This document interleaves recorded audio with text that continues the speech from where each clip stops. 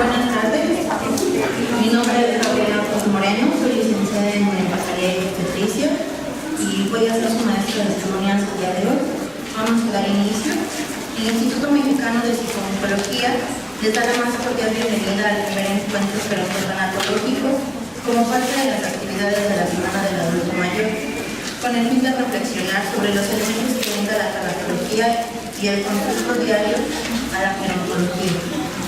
Cito al señor Paulo Coelho: las personas mayores son la memoria de un pueblo y maestros de la vida. Cuando una sociedad no cuida a sus ancianos, niega sus propias raíces y simplemente sucumbe. Vamos a iniciar con nuestra mesa de análisis, tanatología y gerontología, postulados y líneas de trabajo, con el doctor Juan Alfredo Polo Espinosa, doctor en tanatología por el Instituto Mexicano de Psicooncología, maestro en tanatología por el Instituto Mexicano de Psicooncología, maestro en educación por el Instituto Mexicano de Psicooncología, licenciado en educación por la Benemérita Escuela Nacional de Maestros, licenciado en teología por el Seminario Teológico de México, ministro de la Iglesia Nacional Presbiteriana de México, decano de la maestría en tanatología en el Instituto Mexicano de Psicooncología, catedrático del Instituto Mexicano de Psicooncología y catedrático del Seminario Teológico Presbiteriano de México. El licenciado David Gabriel Cervantes Hernández, licenciado en gerontología del Instituto Mexicano de Psicooncología, licenciado en psicología social de la Universidad Mexicana, posgrado en terapias psicosociales de la Universidad Mexicana, diplomado en tanatología del Centro de Tanatología y Terapia de Duelo, tallerista en el Centro de Tanatología y Terapia de Duelo y en Centro Preventivo y de Readaptación Social NESABOR, docente del Instituto Mexicano de Psicooncología, coordinador de las ferias de atención gerontológica para el Instituto Mexicano de Psicooncología, conductor del programa Los Años Dorados de Radio Info, decano de la licenciatura en gerontología del Instituto Mexicano de Psicooncología y actualmente está estudiando la maestría en tanatología en el Instituto Mexicano de Psicooncología.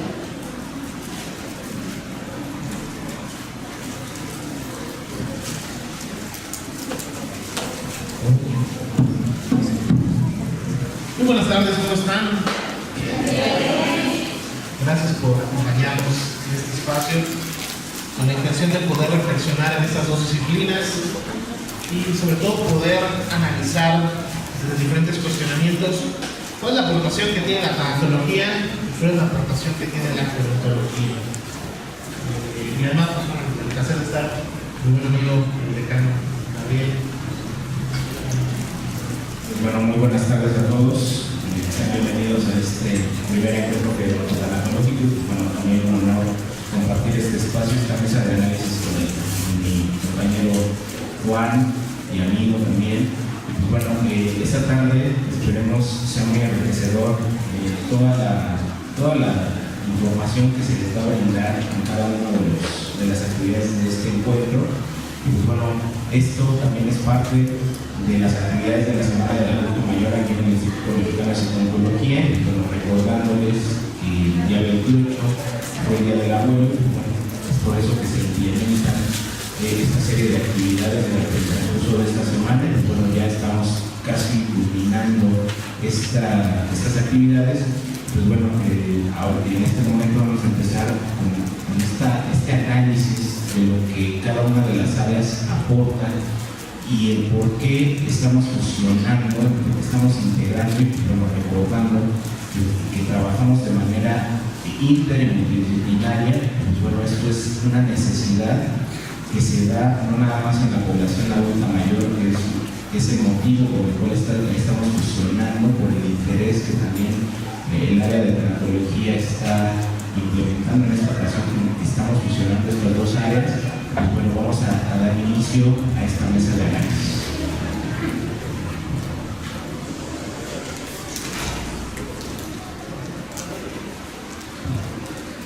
Pues bueno, iniciando con esta, nosotros vamos a formular 4 cuestionamientos que previamente ya habíamos contemplado. Y bueno, el primero de ellos es cuáles son los campos o ejes de cada una de las disciplinas, en este caso tanatología y gerontología. Y bueno, le cedo la palabra al doctor Juan para que empecemos con esta mesa. Bueno, empezamos con los campos de la tanatología. La tanatología, si bien la conocemos en forma como una disciplina ya estable a partir de los estudios de Elizabeth Kubler-Ross en los años 60-70, ha tenido una evolución. Incluso la tanatología que presenta el instituto ha tenido una evolución. Ahorita les diré más o menos los campos de estudio que trabaja la tanatología presentada por la propuesta ya desde hace varios años del doctor Marco Antonio Cuarzo. Pero la tanatología, si bien la conocemos como disciplina formal en los años 60, ha estado a lo largo de toda la historia. Si bien no con ese nombre, sí encontramos elementos para hablar de una corriente tanatológica, incluso desde el mismo Sócrates, desde Platón, con este constructo al intentar responder a las grandes interrogantes de qué es el más allá. Hoy todavía nos encontramos a personas que siguen consiguiendo la tanatología como dice Kubler-Ross. Y eso se debe particularmente a que esta disciplina sigue en ese desarrollo, en esa construcción, o por lo menos en un sentido de difusión. Y seguramente han encontrado carteles en el Hospital Siglo XXI, en López Mateos, de repente hay este curso de tanatología 20, 21 y 22. Acércate. Ya te acercas. Y luego las personas pues, terminan ese curso de 3 días y están diciendo: yo soy tanatóloga. Y soy. Creyendo que la tanatología es una disciplina de alguna manera sencilla, cuando es una tanatología, es una disciplina tremendamente compleja. La hemos hecho sencilla en un discurso por creer que únicamente el área psicológica la puede atender o el área médica la puede atender. Y eso ha generado que, en cierto sentido, se haga un mal concepto de la tanatología y se cree que con un curso de 3-4 días cualquiera puede acercarse a un individuo en proceso de duelo aparentemente y hablar o de la muerte o una pérdida. Y no, la tanatología es mucho más y es lo que intenta construir el instituto desde hace varios años. Las 4 líneas que trabaja el instituto para la tanatología son la tanatología médica, que de manera formal se constituye más o menos desde 1900 del siglo pasado, cuando la tanatología forense empezó a aplicar estudios a los cadáveres con procesos médicos. Esa fue la tanatología médica durante mucho tiempo. Hubo una evolución de la tanatología, sí, que fue más encaminada por Elizabeth Kubler-Ross en los años 60 y fue la que dio origen a cuestionar más el sentido del ser humano. Aquí la condición con Elizabeth Kubler-Ross es que ella nunca pensó la tanatología tal y como hoy se puede construir de manera social en esta divulgación de alguna manera sencilla que se ha hecho, porque ella no pensó cualquier proceso de duelo como un fenómeno aplicable a la tanatología. Eso es lo que se ha hecho culturalmente. Hoy una persona atraviesa un proceso de duelo y bajo esta línea culerina dice: está pasando negación, ira, o sea, creemos que todas las etapas, todas las fases que propone Elizabeth Kubler-Ross es tanatología. Y resulta que no. Ella juntó un grupo de seminaristas, juntó un grupo de pacientes en fase terminal, adultos mayores a 60 años, incluso a niños con estadio de cáncer en fase 4, y a estos grupos los analizó y de acuerdo a los códigos de creencia que ellos expresaban, de lo que decían el túnel, el cielo, los familiares, de esas ideas, construyó sus fases de duelo. Esta tanatología hoy en día está muy superada, sin embargo se sigue de alguna manera exponiendo, pero no es la tanatología del siglo XXI, no es la tanatología formal. Hoy sabemos que una persona que atraviesa un proceso de duelo, no por muerte, sino posiblemente por la pérdida de un trabajo o por un divorcio o una separación, no necesariamente atraviesa las etapas que Elizabeth Kubler-Ross pensó, porque de manera simbólica ella la representó para un paciente en fase terminal que tiene la complicación de saber qué es lo que ocurre en el más allá. Y así la representó. Que después se popularizaron, ya es otro discurso. El instituto trabaja 4 líneas: la tanatología médica, la tanatología psicológica, la tanatología educativa y la tanatología social. La tanatología educativa es una de las menos estudiadas, por lo menos en México. España tiene mucho desarrollo de tanatología educativa.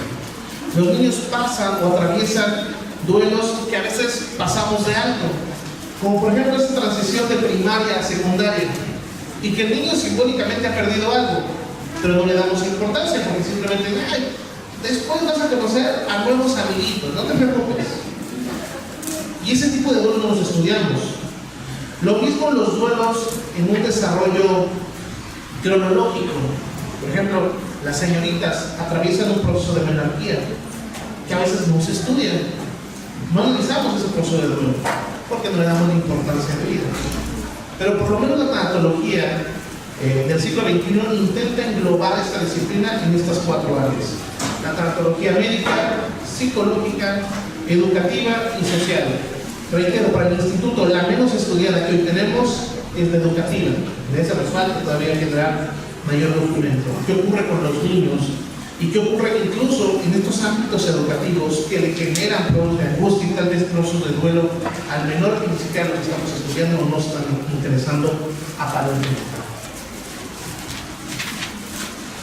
Bien. Bueno, enfocándonos a la parte gerontológica, vamos a encontrarnos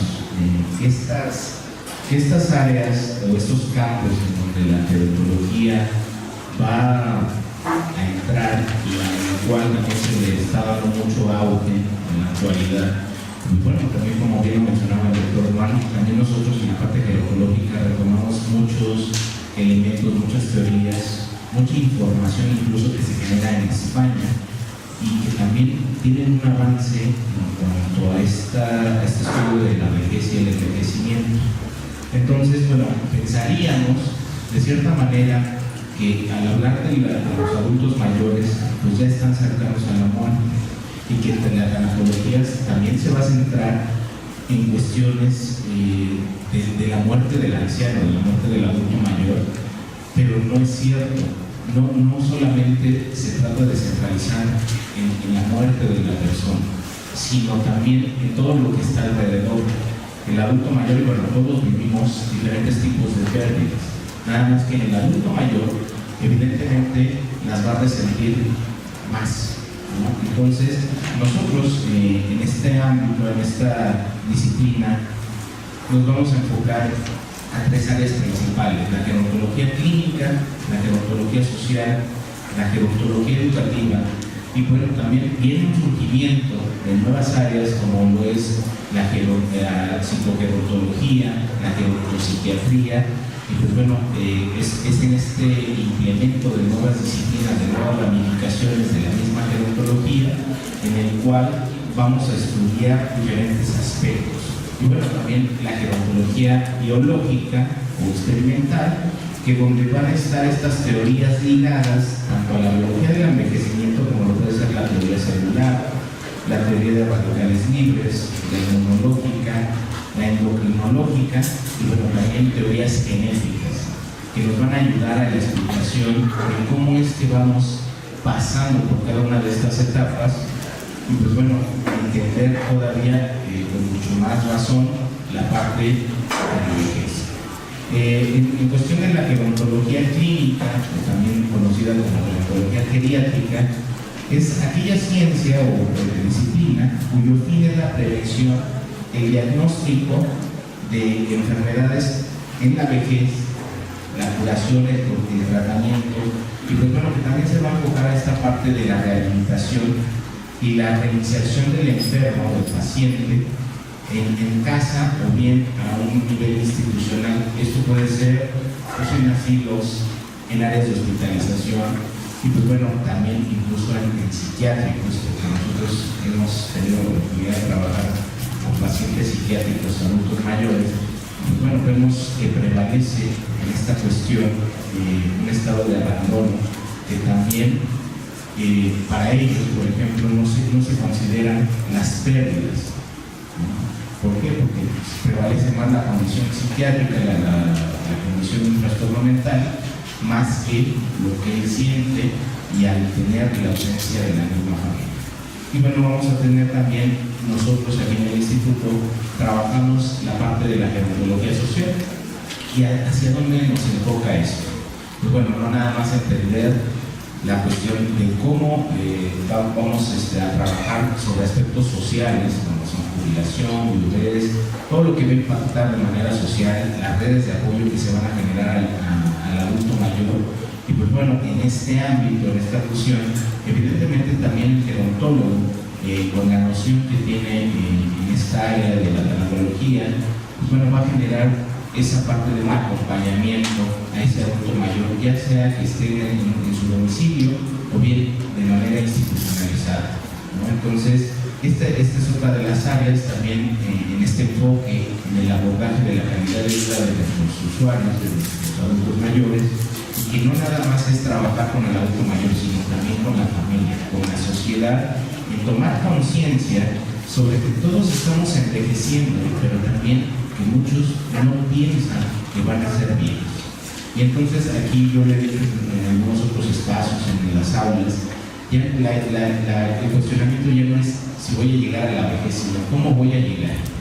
Y entonces yo creo que eso nos debe de dar un panorama diferente de cómo queremos vivir nuestra vejez. Y bueno, también en esta parte de la gerontopsiquiatría, la psicogerontología, que va a estudiar aquellos aspectos tanto psicológicos y psiquiátricos en el anciano. Recordemos que una de las situaciones en esta área específicamente de la psicología y la psiquiatría prevalece en el adulto mayor. Y entonces, al pensar en depresión, hay muchos de nuestros adultos mayores que incluso piensan en el suicidio, incluso lo hacen. También cifras que van marcando que hay una prevalencia más en suicidio en el anciano que en gente joven. Y entonces, mucho de esto se ha encontrado que son estos que se encuentran en estados depresivos graves y que no son atendidos. Entonces, esto lo lleva, por ejemplo, a esta toma de quitarse la vida, y entonces es ahí donde también tenemos que entrar en el área tanatológica para trabajar en este ámbito interdisciplinario, y es donde nosotros en la gerontología trabajamos en conjunto. ¿Por qué? Porque no todo lo podemos hacer, tenemos ciertas limitaciones en cuanto al tipo de intervención que vamos a hacer. Entonces, estas son las áreas con las cuales la gerontología trabaja, y pues bueno, que también de manera integral y en función al adulto mayor.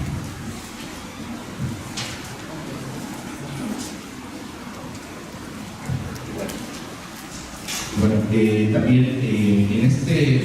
en esta segunda línea de trabajo vamos a ver en qué casos se interrelaciona el trabajo gerontológico. Ahora hablábamos de lo que hace cada una de las áreas, qué disciplinas o ramificaciones se genera cada una de estas áreas, pero aquí vamos a empezar a enfocar en qué casos se relaciona este trabajo. Bien, bueno, la gerontología de entrada tiene la enorme nobleza de poder permitir ser trabajados en diferentes ámbitos, no solamente desde la condición incluso del adulto mayor, sino la condición desde el mismo niño, que cubre prácticamente todas las etapas del sujeto. Se ha englobado, se ha entendido que la tanatología tiene que ver directamente con duelo únicamente, y de ahí posiblemente la gran mayoría de los conceptos que se hacen de tanatología, no solamente en el instituto, sino en otras instituciones que hablan de tanatología, a veces lo relacionan mucho al duelo. Creyendo que ya, eso es tanatología, hablar de duelo.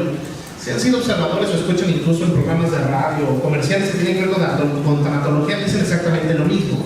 La tanatología es el estudio para ayudar a una persona que ha perdido un ser querido.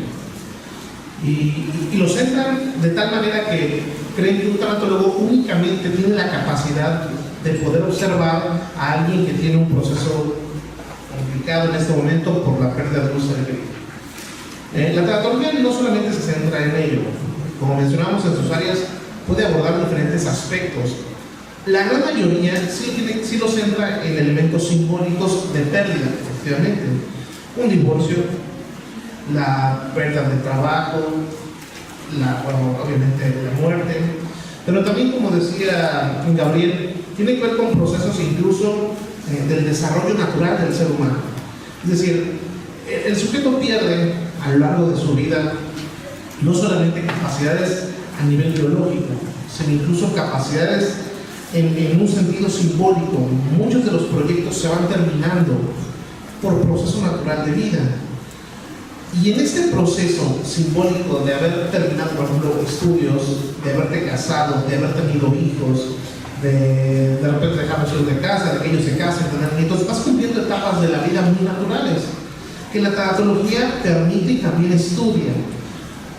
La intención de estudiar estas etapas es de alguna manera permitir que el sujeto cumpla con una plenitud de vida. Claro, sigue en un proceso, porque la tanatología intenta desarrollarlo desde una manera holista, desde una manera integral, pero por momentos no lo conseguimos. Gabriel ponía ahorita el ejemplo, por ejemplo, de los adultos que en estadística se suicidan. Este es un reflejo, por ejemplo, de algo que la tanatología de alguna manera no ha trabajado en tantos años, y que en este tiempo intenta de alguna manera retomar la cuestión de qué ocurre con aquellas personas que sienten que su vida ya no puede ser recuperada por diferentes circunstancias, o incluso que no se sienten útiles para estar en esta sociedad. En unión con la tanatología es bien interesante lo que ocurre con los códigos de creencia del adulto mayor. Lo practicaban en el último espacio de suicidio. Un adulto mayor, por ejemplo, que hoy tiene aproximadamente 65, 70, 80 años, está viviendo una etapa única de su realidad. Pero históricamente está viviendo una etapa que jamás habíamos visto como humanidad. Una etapa de tecnología que jamás se había comparado. Una etapa donde ellos, este adulto mayor de 75, 80 años, vivió esa transición de aprender a recibir su nómina en una bolsita de estraza de torta milanesa, a tener que recibir la nómina ahora por una cajita digital que tienes que apretarle ciertos números en tiempos donde ya ni siquiera recordamos los números, porque ya todo está mecanizado. Esta transición que vive el adulto mayor ha generado un serio conflicto, porque la utilidad e incluso las verdades con las que crecieron, son un adulto mayor que creció en los años 40, en los años 50, y que las verdades eran absolutas. En aquellos momentos los códigos no estaban en duda, sabíamos, o por lo menos se intentaba representar directamente lo que era el sentido masculino, el sentido femenino, lo divino. O sea, los constructos estaban perfectamente bien definidos. Esa transición que hoy vivimos, donde hoy toda verdad es cuestionable, es una realidad a la que se enfrenta el adulto mayor. Y es una realidad que lo pone en mucha desventaja, porque mientras incluso los que somos de mediana edad, 35, 40 años, todavía alcanzamos a crecer con verdades absolutas, como por ejemplo cuando éramos niños nos decían que había 9 planetas en el sistema solar. Los que son del 2000 para acá ya tal vez ya no viven esa realidad, pero los que son del 2000 para abajo crecimos con esa verdad. Hay 9 planetas. De repente desapareció uno, no sé, que uno ya se había hecho chiquito y que había pasado algo. Hoy en día puedes conocer todo tipo de información y ya nos han contado que el Sol, cerca del Sol, en nuestra misma Vía Láctea, hay otro llamado Arcturus con su sistema de planetas. Es decir, las verdades de este tiempo se rompen de un día para otro. Y es una cuestión social que une estas dos disciplinas, a la gerontología con la tanatología. Es decir, ¿cómo hacemos al sujeto del siglo XXI estable en códigos de creencia si la misma sociedad no es estable en sus códigos? Si lo que hoy creemos en 2 días ya no es correcto, porque todo lo tenemos en una evolución rápida. Hoy todo está, como dicen, a un clic de distancia. Solo falta ponerlo en la computadora para decir, es cierto esto que están diciendo. Y ya, el código que en algún momento era una verdad, prácticamente se rompió. Cuando éramos niños, y más el adulto mayor de los años 40, 50, tenía incluso una idea moral de lo sagrado. Y ese era Dios. Y apenas empezamos a decir, yo creo en Diosito. Decían Diosito y estaba dando una cachetada por estar diciendo Diosito, es Dios. Hoy tú te encuentras en Facebook memes de todas las religiones, de todas las divinidades, haciendo algo ridículo, porque nuestras verdades se rompieron. el adulto mayor tiene que soportar esta nueva sociedad. Y de repente él creció con códigos donde el matrimonio era con una mujer y para toda la vida. Y de repente se encuentra que sus generaciones venideras ya no son en un matrimonio porque ya no se quieren casar. Y ya no es para toda la vida. Hoy 4 o 5 se valen. Estos códigos los enfrenta el adulto mayor. Y de repente nos estamos llevando a una sociedad donde su moralidad ya no cabe. Y donde ese discurso de, ay hijo, en mis tiempos, mira, los hombres se comportaban de esta manera. Ay abuelito, en tus tiempos, eso es de ruco. Pues claro que deja de ser funcional el sujeto. Porque esta sociedad ya no responde a su realidad. Y desafortunadamente esta generación se nos está yendo. Esta generación que tuvo verdades absolutas y que tuvo códigos y que nos educó a la gran mayoría de los que estamos aquí. Por eso es importante unir estas dos disciplinas. Porque este adulto del siglo XXI, que hoy tiene 75, 80 años, también tiene que aprender a adaptarse a esta realidad sin dejar de perder su esencia, pero tiene que adaptarse. Por eso sube tanto el índice de suicidio, porque ya no se ve funcional, porque lo que en algún momento creyó ya no es una realidad, y por lo que en algún momento fue útil y su discurso fue válido en la sociedad, hoy lo vemos como obsoleto, hoy lo vemos como poco funcional, y el adulto mayor necesita en ese caso tomar una salida fácil.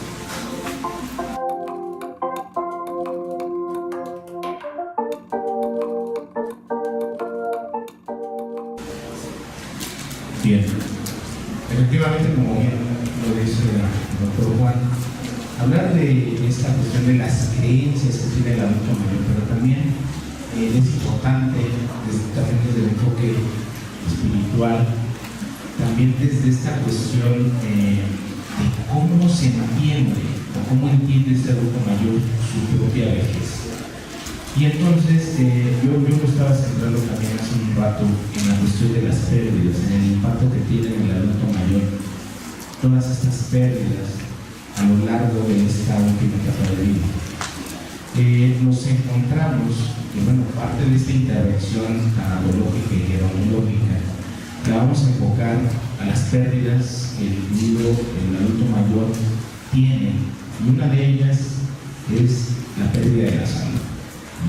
Nos encontramos con este aumento de esta prevalencia de enfermedades crónico-degenerativas, neurodegenerativas, que ya no nada más son del adulto mayor, se están presentando en gente joven. Parkinson, Alzheimer, pacientes de 40, 50 años, que bueno, se hablaba incluso de que eran enfermedades únicas de la vejez. No es cierto. Ya se están encontrando enfermedades que ahora están preponderando en la gente joven. Entonces, la condición de la pérdida de la salud, ¿a qué le lleva? Y entonces, esto va a implicar otra serie de pérdidas, ¿no? Que no nada más es en cuestión de su salud, en cuestión de su funcionalidad. Vamos a ver también que trabajamos nosotros tanto en el aspecto tanatológico y gerontológico, la viudez, la pérdida de la pareja, la importancia. Nos encontrábamos con casos de personas que llevaban más de 40, 50 años juntos. Y entonces, al momento de perder a uno de los integrantes de la pareja, esto va a impactar de manera importante en ese adulto mayor. Y hemos escuchado casos también de que al mes, a los 2 meses que muere uno de los cónyuges, fallece el otro.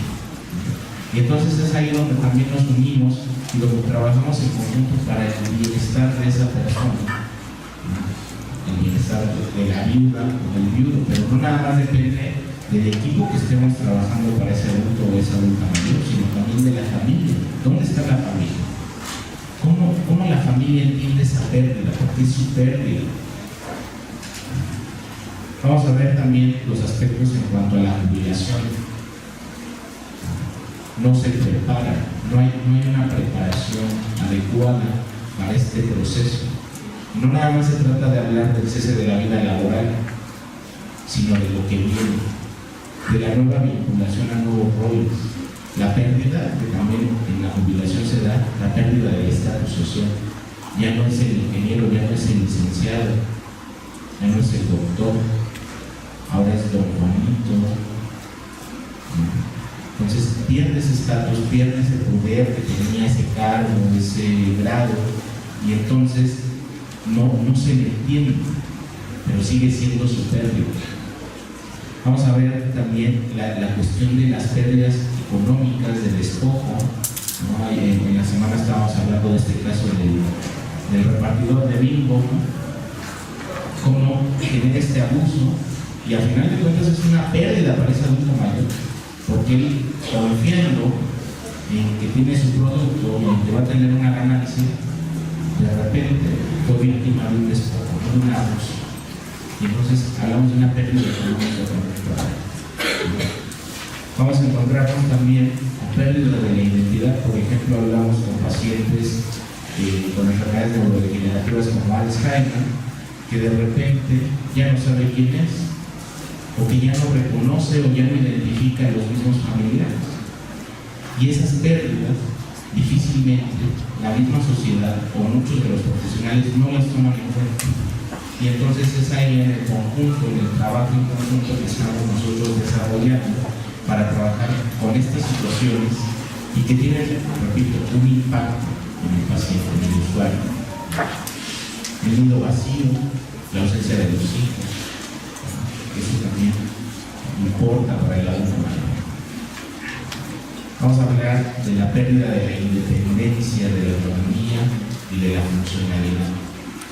Que de repente, por ejemplo, por una caída, una fractura de cadera, una cirugía, y de repente ya no puede hacer lo que estaba habituado a hacer. Entonces, ni lo entiende. Muchas veces en el adulto mayor resulta que no es tan expresivo con lo que siente, con lo que está pensando, porque piensa que puede generar alguna idea errónea o incluso que pueda ser una carga para el camino. Por eso no lo expresa, por eso no lo dice abiertamente. Vamos a ver también que tenemos incluso la pérdida del sentido de vida. Hay adultos mayores que deciden entrar en un autoabandono, en un autodescuido y se dejan morir. Y entonces ahí también es donde buscamos este apoyo tanatológico para ese adulto mayor, para que en ese proceso muera dignamente, ¿no? Si es que ya está en una condición incluso terminal. Y entonces es ahí donde también el gerontólogo de cierta manera tiene que pedir un apoyo a la área tanatológica para una buena intervención. Bien, otro de los ejes que estábamos marcando es qué necesidades sociales atienden estas disciplinas. Bueno, la tanatología busca no solamente restablecer al sujeto en diferentes aspectos. Dentro del ámbito social existen diferentes elementos que pueden apoyar o que intervienen directamente desde el trabajo tanatológico, dependiendo de la disciplina. Reitero, la tanatología tiene la nobleza, y tal vez por ello es que cualquiera puede cumplir con esta disciplina, porque tiene la nobleza de abarcar muchos campos. Pero quiero ser muy incisivo en esta idea de, es una de las disciplinas junto con gerontología, y miren que hasta ahorita que estoy sentado con mis amigos, escucho, digo, ay, todo eso hace, hay un chiste incluso, digo, Gabriel siempre me reclama porque no sé por qué yo siempre he creído que Gabriel es trabajador social. Incluso cuando platicamos este proyecto, le decían, oye, pues vamos a hacer trabajo, ¿qué te parece? Juntamos tanatología con trabajo social. Y dice, pero yo soy gerontólogo. Ya, por eso contigo. Y hoy que escucho todo este caso de gerontología, me sorprende más porque impacta directamente en esta necesidad del adulto mayor por responder a muchas cosas que incluso ya no tiene la capacidad por él mismo de responder. Ponen el ejemplo de lo que le ocurrió al señor Bimbo de la tiendita. Y es cierto, o sea, este hombre, en toda su nobleza, lo ves en entrevistas posteriores y te da un consejo muy sabio. Y el Señor dice, es que este hombre que me robó no pensó ni en su esposa, no pensó ni en sus hijos, porque de aquí en adelante, ¿dónde va a conseguir trabajo? Y te das cuenta que él no tenía la capacidad incluso de defenderse, que él simplemente tenía que voltearse para seguir medianamente atendiendo su negocio, porque quien atendía su negocio en realidad era su hija, porque él ya no tenía la capacidad, tal vez la capacidad física de levantarse sí, pero la cognición para estar atento, hacer las cuentas rápido, decir, no, a ver, rápido, eso ya lo había perdido. La tanatología intenta de alguna manera trabajar con esto que le ocurre al adulto mayor desde el ámbito social en diferentes esferas, es decir, ¿cómo lo ayudamos para prepararse para ese bien morir? ¿Qué documentos hay que preparar? Incluso desde el ámbito legal. Muchos adultos mayores, y seguramente sabrán, que se da bajo conflictos legales. Hay muchas historias, por lo menos en México, de procesos de intestado, o incluso no se alcanza por la poca costumbre que tenemos incluso de hacer un testamento, no alcanzamos incluso a veces a cubrir en la necesidad del adulto mayor qué va a ocurrir precisamente cuando nuestro familiar fallezca. No lo pensamos. Algunos nos vamos acordando de eso cuando hay un diagnóstico, cuando ya llegó a cierta edad donde la familia de repente empieza a plantearse esa gran interrogancia de qué va a ocurrir ahora que papá, mamá, el abuelo no esté, pero no tenemos esa cultura. La tanatología también intenta abordar estas disciplinas del ámbito social, de qué ocurre con el paciente, o en este caso con el adulto mayor, de manera integral, no solamente previo a que ocurra el suceso, sino cómo lo preparamos en esta última etapa. Para este encuentro, incluso la frase que pusimos en la publicidad como el eslogan, esta frase que pusimos del camino, o del final del camino a una vida plena, implica mucho el trabajo de la tanatología con la gerontología. ¿Cómo reeducamos a este adulto para que de alguna manera se vuelva a sentir apto? El gobierno mexicano ha ayudado en muchos aspectos, porque de alguna manera de un tiempo acá han permitido que se trabaje más el constructo, por ejemplo, que sea el abril de la jubilación. En los años 80, todavía en los años 70, 80, una persona se jubilaba y a los 3-4 años fallecía, porque no había un proyecto de vida. Hoy la tanatología también ayuda a eso, cómo orientamos al sujeto a que genere un proyecto de vida, sabiendo que hoy la jubilación, tanto de hombre como mujer, oscilan entre, bueno, si están trabajando para el gobierno, oscilan más o menos entre los 60 a 65 años. Pero la campana de vida hoy de la población mexicana está entre los 75 y mujeres hasta 78 años, es decir, ya no está tan corta. Hay un rango de vida después de la jubilación casi de 20 años. Y ahí surge la gran interrogante y la función de la tanatología. ¿Cómo orientamos a ese sujeto para que vuelva a generar un proyecto funcional por los próximos 20 años de vida? Y si tiene además cuidado en su salud y se integra en muchos aspectos de forma holística, pues no solamente va a ser 20, puede llegar hasta 30, 40, o sea, puede ser una persona altamente funcional hasta los 95, 100 años. Esto intenta trabajar la tanatología a través de las 4 líneas que les hablaba: la tanatología médica, psicológica, educativa y social. Intentar hacer a este sujeto trabajarlo de manera holística para que pueda generar un nuevo proyecto y de alguna manera pueda sentirse funcional en esta última etapa. Es cierto, vamos en mucha desventaja contra la sociedad. La sociedad se está moviendo demasiado rápido y pareciera ser que el adulto mayor no alcanza a distinguir ese cambio, pero por lo que les comentaba, muchos códigos se están perdiendo muy rápido. Pero si logramos hacerlo si logramos hacer que nuevamente se integre a sus posibilidades en un ámbito funcional y se sienta validado otra vez en la sociedad, habemos hecho mucho, y este es un propósito de la tanatología del siglo XXI. Bien, y en cuanto a la parte gerontológica, yo repito, nada más estamos hablando de la gerontología, estamos hablando de que esto es un trabajo integral, eso es algo que tengo que estar reiterando, lo hemos hecho y lo seguiremos implementando aquí en el instituto por lo mismo, porque ya es una necesidad. Y entonces, ¿hacia dónde nos dirigimos? Pues bueno, recordando esta pirámide de Maslow, que también ya no es como nosotros la conocemos, en ese orden, desde lo fisiológico hasta el proceso de autorrealización, ese dinamismo, esos cambios sociales que se van presentando, nos van llevando a esta modificación. Entonces, obviamente reiterando desde esta pirámide, ¿no? Pues bueno, ver esa prioridad, esas necesidades, cuáles son las más prioritarias para ese individuo. ¿No? Ya hablaba el doctor Juan en función a lo social, pues bueno, uno es fomentar las redes de apoyo con el adulto mayor. ¿No? Repito, en estados de abandono, en estados de soledad, que eso le impide a ese adulto mayor ser funcional en muchos aspectos. Y entonces vamos a ver cuáles son esas necesidades fisiológicas prioritarias para ese adulto mayor. Ay, que coma sanamente, que se alimente bien, sí, pero por las pensiones que están recibiendo, ¿cómo? Su estado de salud que sea óptimo, pero si los medicamentos son carísimos, ¿cómo? Y entonces eso también es una serie de cuestionamientos. Se ha hablado mucho desde la cuestión preventiva. ¿Por qué no están funcionando esos programas preventivos? ¿O por qué ya la gente llega a un primer nivel de atención, ya están enfermos, ya quieren un tratamiento?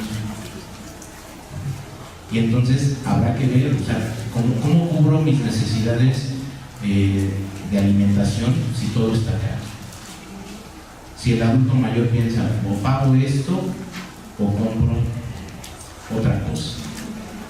Entonces habría que pensar si realmente ese adulto mayor puede cubrir con todas esas necesidades. Y no solo él, no solo con lo que recibe de pensión, no solo con los apoyos gubernamentales, sino también entre más redes de apoyo tendrá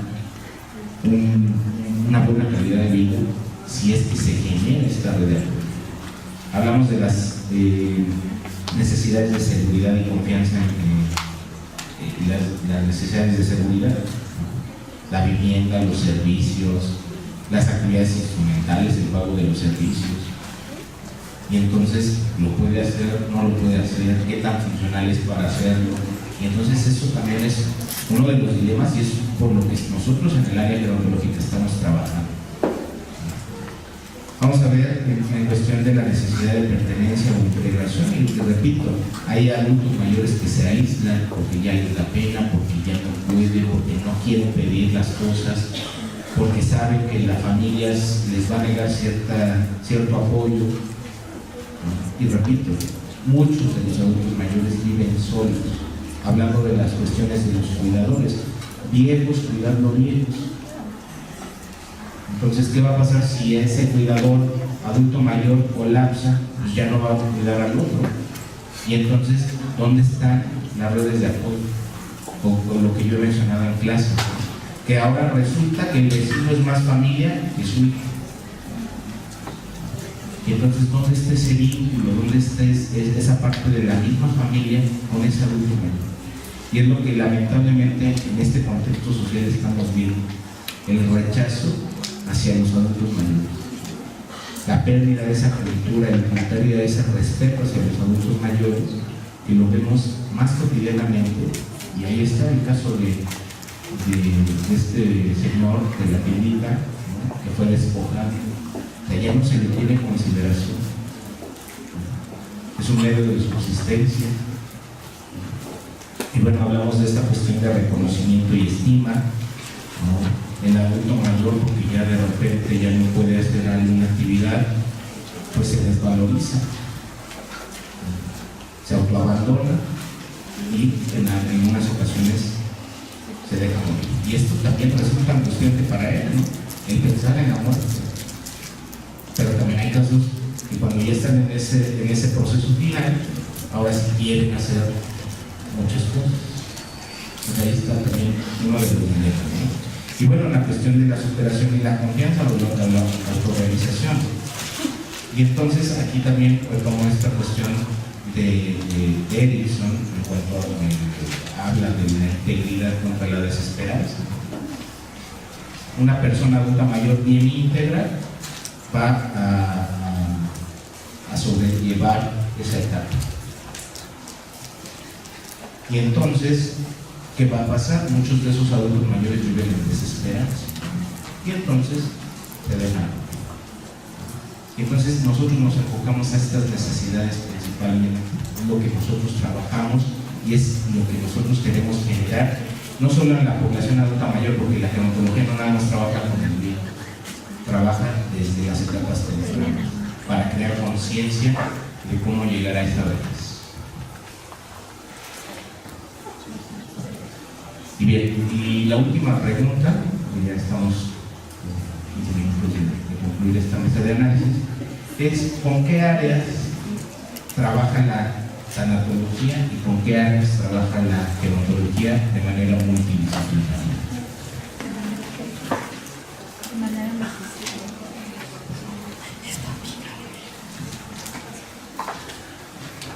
Bien,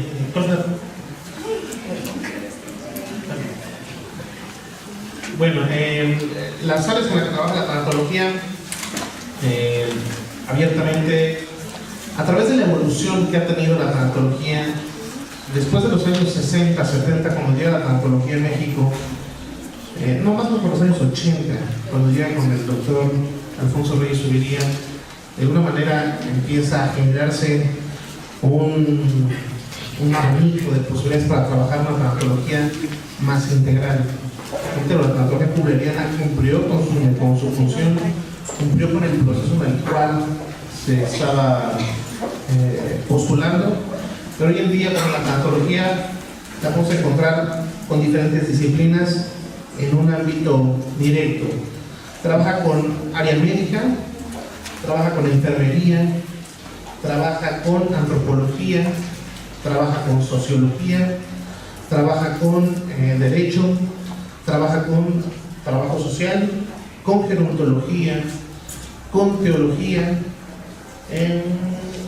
con educación, y me faltará por ahí una, con psicología, con oncología, y son más o menos las disciplinas con las que trabaja la disciplina tanatológica. Reiterando que esta disciplina sigue en construcción, en realidad el instituto, por ejemplo, apenas está generando documentos propios de tanatología desde el instituto. El año pasado se publicó, por ejemplo, la Rúbrica de Penélope, que es un documento donde diferentes catedráticos del instituto empezaron a postular ideas de duelo. Este año se está generando el Sudario, que es la continuación a la Rúbrica, con la intención de abordar desde diferentes campos, desde diferentes disciplinas, estas que les mencioné, enfoques tanatológicos o debates tanatológicos para poder seguir alimentando esta disciplina. Bien, y en cuanto a la gerontología, bueno, en este trabajo multidisciplinario, en realidad, nosotros creo que en el ámbito gerontológico tenemos una gran fortuna, porque podemos ser el punto en donde cualquiera de las disciplinas que existen se puede unificar. Es decir, con derecho, con tanatología, con psicología, psiquiatría, medicina, enfermería, trabajo social. Estamos en todas las áreas, arquitectura incluso, porque hablamos de cuestiones de gerontodiseño, infraestructura gerontológica, ¿no? Y esto lo vemos en las calles, las rampas, los barandales de seguridad, todos estos detalles que también nosotros lo consideramos, ¿no? Cuando vamos nosotros a ver a algún adulto mayor a su domicilio, pues bueno, también hacemos esta valoración y damos tal vez una recomendación a la familia de cómo modificar esos espacios. Entonces, a lo que voy es también la misma educación, ¿no? La psicopedagogía. Realmente la gerontología ha tenido esa apertura de trabajar o de que puede trabajar de manera multidisciplinaria. Obviamente, si estamos hablando tanto en ámbito hospitalario como en ámbito en residencias, casas de día, asilos, pues el trabajo va a ser más directamente con trabajo social, con enfermería, con medicina, que son las áreas con las que tenemos más afinidad y más trabajo en común. Entonces, pero en sí, creo que la gerontología tiene esa gran fortuna de poder trabajar con cualquiera de las áreas, ¿no? Incluso ahora que estamos en las áreas de atención gerontológica, en donde se hace un trabajo integral, en donde se llevan alumnos de trabajo social, está el apoyo de la especialidad de un médico geriatra, está la atención jurídica, y entonces esto nos da apertura. Creo que vamos por buen camino desde el ámbito gerontológico, y es por eso que aquí en el instituto le estamos dando el interés a trabajar con todas las áreas que están dentro del instituto.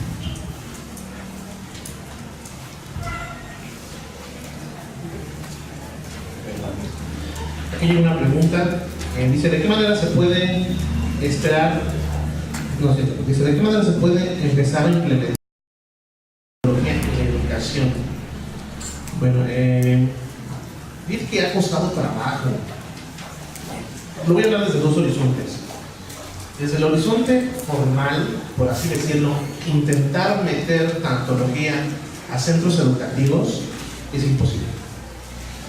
Eso no se puede, porque el constructo epistemológico de la tanatología es un constructo integral que implica un desarrollo que impacta directamente una currícula de todas las materias. Es decir, ser incluso hasta ilógico, por ejemplo, llegar a la primaria y secundaria y decir, aquí está su materia de tanatología, entendiendo que es una disciplina que impacta de manera integral. Ese es un argumento incluso de la federación, porque en algún momento se debatió de por qué no se puede tener en los centros escolares una disciplina así, por esa razón, ¿sí? Por ejemplo, en el instituto, antes de ser tanatología, era desarrollo humano, si no me recuerdo, lo cual implica que no puede ser, o no se le puede dar o asignar al sujeto una disciplina tan específica en un campo formativo educacional como primaria y secundaria, porque caeremos en el mismo error que hemos caído históricamente con lo que les decía, es decir, creer que tanatología solo es bueno, y ese es un error epistemológico. ¿Cómo se puede trabajar? Bueno, de entrada estudiando al sujeto. ¿Qué es lo que han hecho, por lo menos Europa, para trabajar la tanatología de la educación? Han generado postulados a través de corrientes existencialistas, como por ejemplo la angustia, la ansiedad, el sufrimiento, el miedo, a ciertas cuestiones que tienen que ver con una vida integral, las han debatido y de ahí han surgido, por ejemplo, la pedagogía de la angustia, con enfoques tanatológicos. Hoy en día está muy de moda, por ejemplo, la pedagogía holística de la felicidad con enfoque tanatológico. Es decir, han intentado desarrollar tanatología no desde la visión tradicional como la conocemos, porque por lo menos han intentado generarla a través del argumento que les menciono, que la tanatología sigue una línea multidisciplinar. Por esa razón es complicada en la línea formal ingresar a esta disciplina en las instituciones. Y a nivel posgrado es diferente, porque a nivel como se presenta o la proyectamos aquí en el instituto, se intenta que a través de muchas disciplinas, muchos enfoques o diferentes incluso profesiones se pueda generar un trabajo más específico. Pero de entrada el primer argumento sería estudiar al sujeto. ¿Qué le ocurre al niño, al adolescente, al adulto en todo su proceso de formación para intentar de alguna manera educar o reeducar en un aspecto de una vida integral? Termino esta pregunta con un argumento que en algún momento postulé en Guadalajara. Y tiene que ver directamente con la transición de dos conceptos. Hoy en día se está partiendo, por ejemplo, o mejor dicho, hoy en día ya no se está hablando tanto del concepto autoestima en educación. Se está dando una transición al concepto de autocompasión, que el niño sea más autocompasivo a ser más autoestimado, porque se cree que desde un proceso natural el autoestima ha generado niños hedonistas, niños nihilistas, que después han llegado a esta realidad a construir una sociedad sin valores. Pero la autocompasión implica aprender a quererse en muchos ámbitos. La autocompasión implica aprender a reflexionar cómo está el otro sujeto y aprender a respetarlo, algo que decía Gabriel en este momento. ¿Por qué no validamos ya al adulto mayor? ¿Por qué creemos que ya no es funcional? ¿Por qué dejamos de ser autocompasivos como sociedad? Creemos en algún momento que no vamos a llegar a ese punto. Aquí una de las preguntas dice: ¿qué herramientas de la tanatología nos ayudan a dar un acompañamiento gerontológico? Bueno, nosotros nos hemos dado cuenta en el trabajo que realizamos desde este ámbito gerontológico. Uno, muchos de ellos es lo único que necesitan, ser escuchados. Y creo que esa es una buena herramienta. Con la valoración, con esa entrevista y estar atento a lo que dicen, nos vamos dando cuenta de sus necesidades. Y entonces, en base a ello, determinamos si nos corresponde a nosotros como gerontólogos trabajarlo o de repente ya canalizarlo al área que corresponde. Pero sí, mucho de lo que hemos visto en el adulto mayor es que se han incluso hasta acariciados, abrazados, esa necesidad de afecto. Yo creo que eso es también parte de ese acompañamiento que se le brinda, ¿no? Muchas veces llevamos desarrolladas actividades para los adultos mayores en función de la estimulación cognitiva, y resulta que no hicimos absolutamente nada porque lo que quería en ese acompañamiento era ser escuchados, ¿no? Entonces, también considera que hay interés en adultos mayores en temas de gerontología. Claro, nos hemos dado cuenta, por ejemplo, en las visitas a los asilos, y no solo en los asilos, en hablar de su propia muerte. Pero como no se habla o en enfocar a cómo en dado momento que llegue su muerte, pues cómo va a ser velado, si va a ser cremado. Entonces, ellos tienen esa apertura, ¿no? Incluso hasta desde la cuestión católica, religiosa, lo en ese acercamiento a un Dios y recurren a esta parte, ¿no? Entonces sí, lo necesitan. Entonces en la familia no se habla de muerte, no se habla de ciertas cuestiones, se oculta, ¿no? Incluso hablando de lo de suicidio, es un tema que no se habla, un tema que se oculta, y entonces un adulto mayor que se suicida dice, no, es que murió de causas naturales, por el mismo peso, el mismo estigma que tiene socialmente. Bueno, todavía tenemos dos preguntas más, pero ya estamos limitados en tiempo para las actividades que tenemos. Entonces, a quien le he dicho esta pregunta, si tenías todo el encuentro, te prometemos que al final la respondemos. Pues ya con tu ahí. Vamos a hacer cortito, ¿no? Sí, al final de, como ya de todo el reto, respondemos algunas. Pero a quien hizo la de, en una persona mayor, ¿cómo se podría manejar, en este caso, una violación? ¿O cómo intervenir gerontológicamente y tanatológicamente? ¿No? Que la respondemos al final. Y la otra es, siendo de constante actualización la tanatología, ¿qué área o qué tanto se utilizan las nuevas tecnologías para esta área? He hecho dos planteamientos, al final los quiere abrir. Bueno, agradecemos la participación del doctor Juan Polo y del licenciado